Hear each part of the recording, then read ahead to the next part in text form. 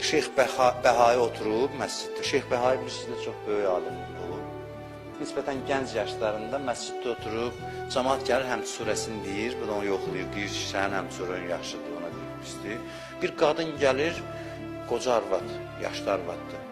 Gəlir həmd surə deyir, Şeyx Bəhai deyir ki, bu nə həmd surədir, çox səhv deyir də, sənin namazların hamısı batildir bu həmd surə ilə. Arvad qəzəblənir, deyir ki, sən öz namazın batildir.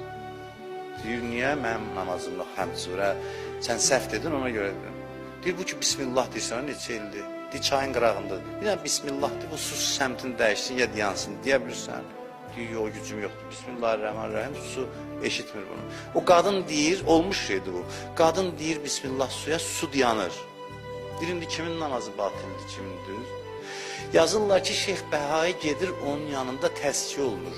Yəni, onun yanında o qadından dərs alır.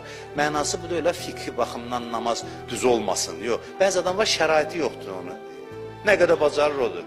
İndi gəlib istəyir düzəltsin. O başqa. Yox, biri var, sən bilə-bilə həm dinən əşi nə fərqi var? Yox, fərqi var. Gərək fiqhə, şəriətə əməl olunsun.